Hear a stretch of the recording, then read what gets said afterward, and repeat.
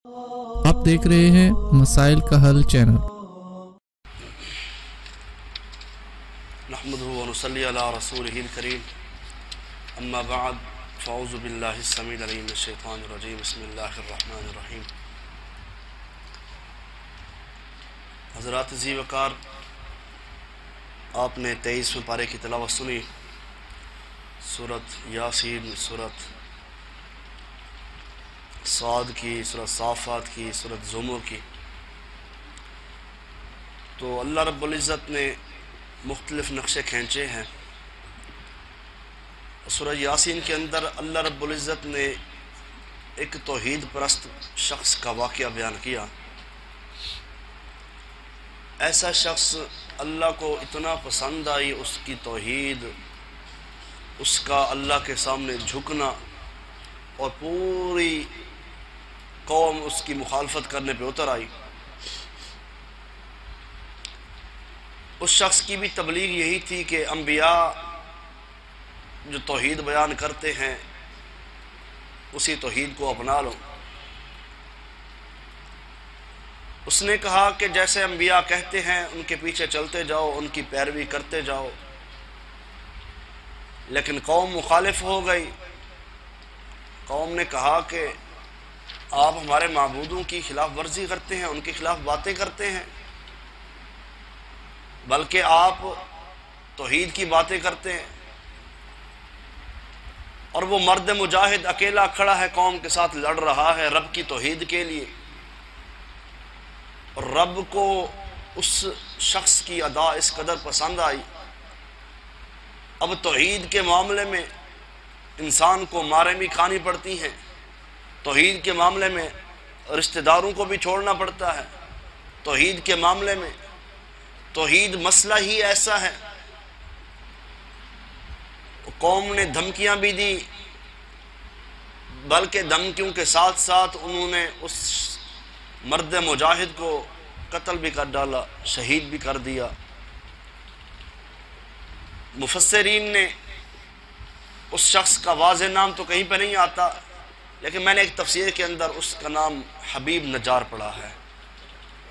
वो ऐसा तौहीद पर शख्स था।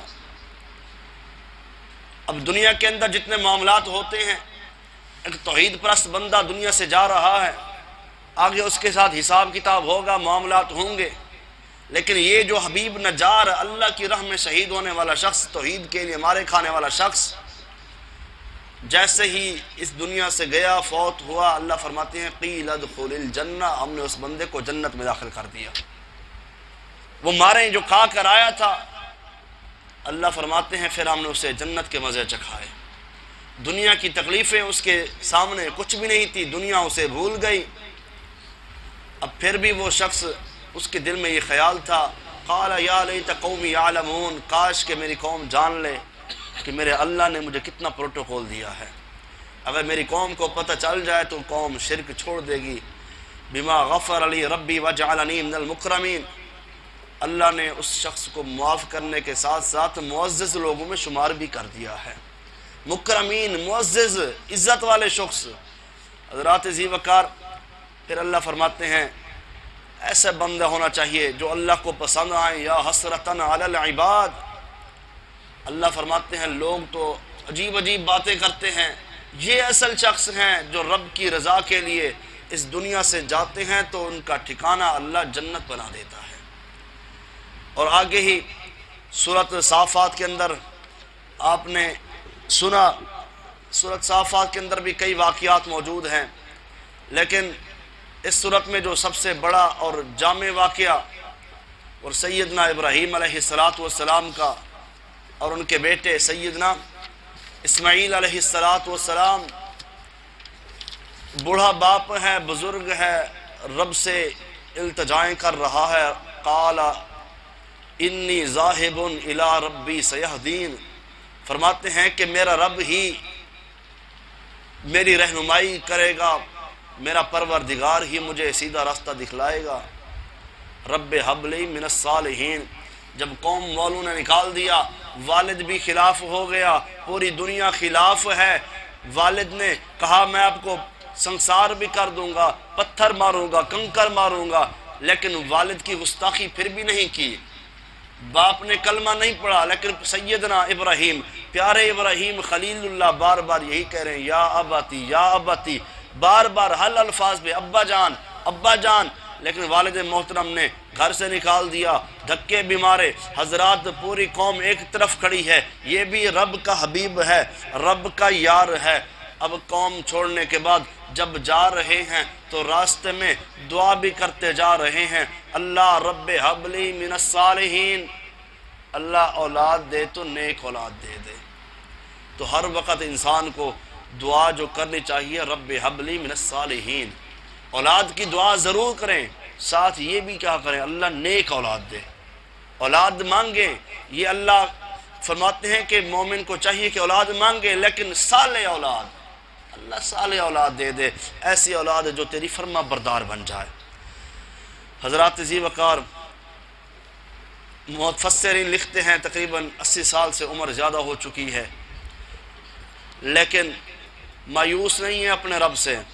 فبشرناہ بغلام حلیم، جب مایوسی ختم کی تو اللہ رب العزت نے خوشخبری دے دی، بیٹے کی اولاد کی جب خوشخبری دی تو اللہ نے خوشخبری دے کر پھر یہ بھی کہہ دیا آزمائش بھی بڑی ہوگی، جتنی بڑی خوشخبری ہے اس سے بڑی آزمائش بھی ہوگی، جتنا زیادہ مقام ہے اتنی بڑی آزمائش ہے۔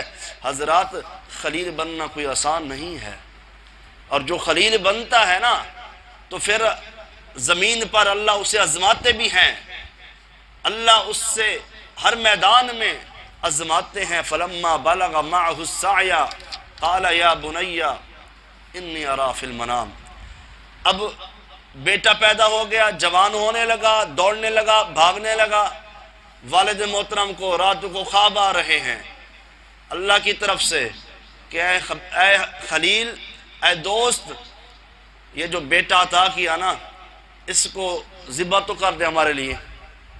کتنی بڑی بات ہے، اللہ نے کہا ہمارے لیے اپنے بیٹے کو ذبح کریں۔ یہ ہے امتحان، جتنا بڑا مقام ہے اتنا بڑا امتحان بھی ہے۔ تو سیدنا ابراہیم خلیل اللہ حضرات اس قدر مقام اللہ نے مقام عطا کیا۔ قال یا بنی انی اری فی المنام انی اذبحک فانظر ماذا تری، اب جو خواب دیکھ رہے ہیں مسلسل ایک دن پھر وہی اگلے دن پھر وہی اگلے دن، تو بیٹے سے پوچھتے ہیں، بیٹا بھی تو فرما بردار تھا نا، فرما بردار کیسے نہ ہوتا؟ سیدنا ابراہیم بھی تو اپنے باپ کے فرما بردار تھے، باپ رب کا نافرمان تھا لیکن وہ اپنے والد کے فرما بردار تھے، تو اللہ رب العزت نے اولاد ان کو بھی دی تو ان کی بھی فرما بردار اولاد بنا دی۔ ورنہ اللہ رب العزت نے یہ جو اپنے خلیل کو خواب دکھایا تو سیدنا اسماعیل یہ بھی کہہ سکتے تھے، ابا جان یہی خواب آتے ہیں آپ کو کہ بیٹے کو ذبح کر رہے ہیں؟ بیٹا بھی تو اللہ نے وفادار بنایا نا۔ تو شاعر نے کہا یہ تو فیضان مکتب تھا، یہ فیضان نظری تھی یا مکتب کی کرامت تھی، یہ فیضان نظری تھی یا مکتب کی کرامت تھی، سکھائے کس نے اسماعیل کو آداب فرزندی، سیدنا اسماعیل کو آداب فرزندی کس نے سکھائے تھے؟ باپ کہہ رہے ہیں میں نے خواب دیکھا، بیٹے سے پوچھ رہے ہیں انی اذبحک فانظر ماذا تری، تیرا کیا خیال ہے؟ بیٹے نے کہا قال یا ابت افعل، ابا جان جو کچھ آپ نے دیکھا ہے نا آپ کر دیں۔ اللہ اکبر، آپ نے جو دیکھا ہے نا خواب کہ بیٹے کو ذبح کر رہے ہیں، ابا جان کر دیں۔ بیٹا اسماعیل ذبح ہونے کے لیے تیار ہے۔ ابا جان یہاں تک بس نہیں، ستجدنی انشاءاللہ من الصابرین، خالی آپ ذبح نہیں کریں گے، آپ اپنے بیٹے کو صبر کرنے والا بھی پائیں گے۔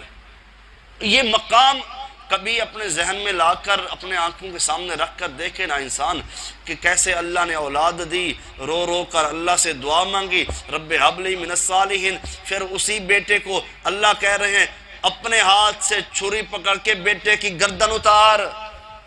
کس قدر امتحان ہے، کس قدر امتحان ہے۔ اب پھر امتحان میں پاس ہونے کے لیے ایسا نہیں ہے کہ دنیا کا امتحان ہے، یہ تو اصل آخرت کا امتحان تھا۔ اللہ دیکھ رہے تھے کہ یار کو جو بیٹا جو عطا کیا، سالوں کے بعد عطا کیا، کہیں بیٹے کی محبت غالب تو نہیں آ گئی۔ اللہ بھی تو آزمائش کر رہے ہیں نا۔ آگے فرما بردار بیٹے کی زبان مبارک پر یہ الفاظ ہیں، انشاءاللہ من الصابرین۔ ابا جان آپ کو جو خواب آ رہے ہیں نا، اللہ کے حکم سے آپ اپنا خواب پورا کریں اور مجھے صبر کرنے والا پائیں گے۔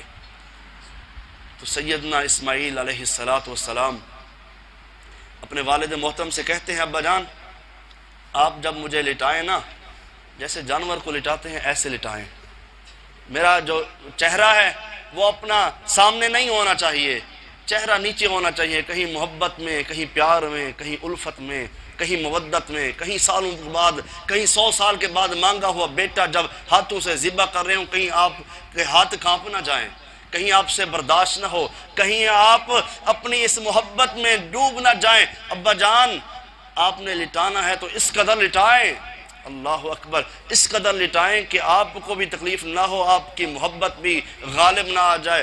فلما اسلم وتلہ للجبین، جب والد محترم نے لٹایا، جبین کے بال لٹایا، لٹانے کے بعد چھری پکڑی، چھری تیز کرنے لگے، آنکھوں، ایک مفسر نے یہ بھی لکھا ہے کہ سیدنا اسماعیل کہہ رہے ہیں، ابا جان آنکھوں پر پٹی باندھنے برداشت نہیں ہو سکے گا اسے، کیسے چھری چلائیں گے بیٹے پر، اور سگے بیٹے پر، جس کو منتن سے مانگا ہو، رو رو کا جس سے مانگا ہو، اسی بیٹے کو آپ اپنی چھری سے جب ذبح کر رہے ہوں تو وہ میدان، وہ انداز، وہ محبت، وہ مقام کیسا ہوگا۔ فلما اسلم وتلہ للجبین، جب جبین کے بل، پیشانی کے بل باپ نے لٹایا، اللہ اکبر، چھری پھیرنے لگے۔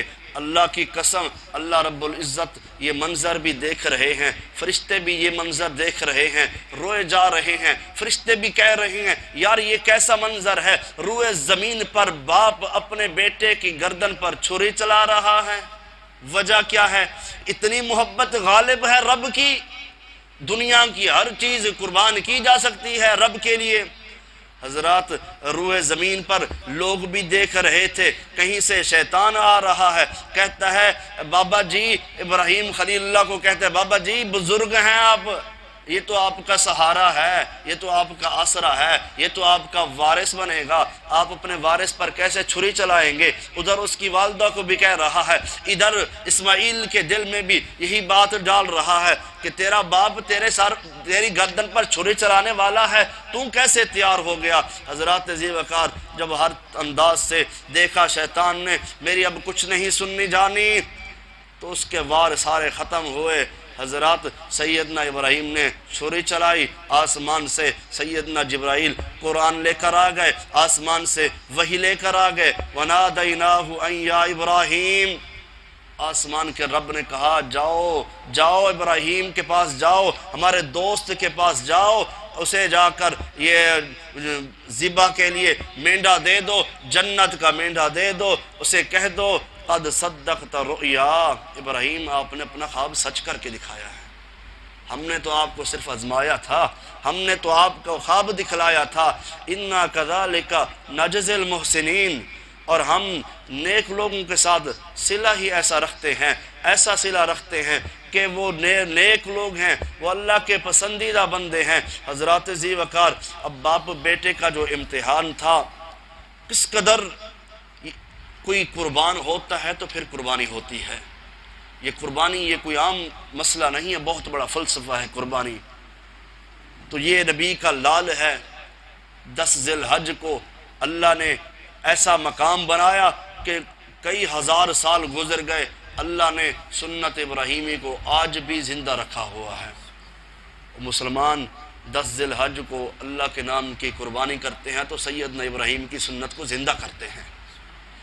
تو اللہ رب العزت نے ایسا مقام عطا کیا ہے، اللہ نے ایسی عزتیں عطا کی جو رہتی دنیا پر یہ یاد رکھا جائے گا۔ آگے اللہ رب العزت نے ایک اور پیغمبر کا تذکرہ کیا جسے سیدنا داؤد کہتے ہیں علیہ السلام۔ داؤد پیغمبر پر، سیدنا داؤد پیغمبر پر کون سی کتاب نازل ہوئی؟ بھائی آپ بتائیں۔ زبور، جزاک اللہ خیر۔ یہ داؤد پیغمبر پر اللہ نے زبور کتاب، یہ بھی آسمانی کتاب ہے، ان پر نازل کی، اور سیدنا داؤد علیہ السلام کو اللہ نے اس قدر ملکہ دیا تھا، اس قدر ان کی آواز میں روحانیت تھی، کہتے ہیں نا اللہ آپ کو لحن داؤدی عطا کر دے۔ یہ کیا ہے؟ یہ وہ الفاظ ہیں، یہ وہ قرات ہے جب سیدنا داؤد علیہ السلام زبور کی تلاوت کرتے تھے، آسمان کے پرندے جھک کر تلاوت سنا کرتے تھے، پوری دنیا کے ہر شخص جو بھی وہاں سے انسان ہیں، جانور ہیں اور پرندے ہیں، سیدنا داؤد علیہ السلام کی تلاوت کو سنا کرتے تھے۔ اتنی پیاری آواز تھی، اور میں داؤدی اور سیدنا داؤد علیہ السلام کا روزہ، حضور فرماتے ہیں داؤد علیہ السلام کے روزے بھی مجھے بڑے پسند ہیں۔ ان کا روزہ کیا ہوتا تھا؟ ایک دن روزہ رکھتے تھے، دوسرے دن چھوڑ دیتے تھے، افطار کرتے تھے۔ ایک دن روزہ رکھنا اور ایک دن افطار کر لینا، یہ سیدنا داؤد علیہ السلام کی سنت ہے، اور اس سنت پر بھی عمل کرنا چاہیے۔ اور ان کے بیٹے سیدنا سلیمان علیہ السلام، جن کا تذکرہ پیچھے بھی آپ سن آئے ہیں، ادھر بھی اللہ نے باپ بیٹے کا تذکرہ اکٹھا کر دیا۔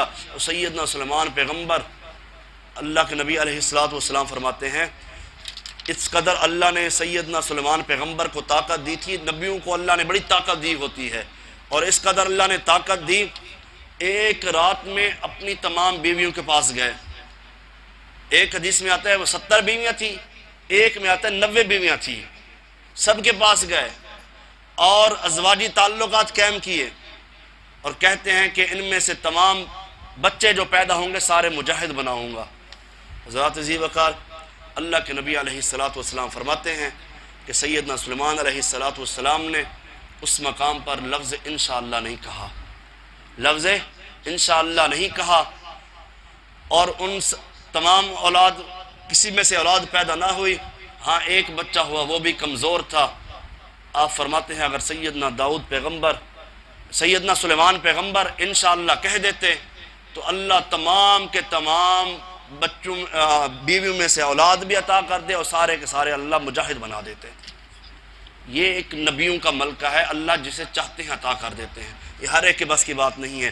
اور سیدنا سلیمان پیغمبر بڑے فیصلے کرنے والے تھے، اس قدر فیصلے پر گرفت ہوتی تھی۔ ایک ایسا واقعہ جو سیدنا داؤد علیہ السلام کے پاس آیا، ان کے پاس آنے کے بعد 2 عورتیں تھیں، ایک نے کہا بچہ میرا ہے، دوسری نے کہا بچہ میرا ہے۔ اب جو چلاک تھی، جو تیز تھی، اس نے باتیں کی ایسی، تو سیدنا داؤد علیہ السلام نے اس کی بات سن کر اس کی حق میں فیصلہ کر دیا۔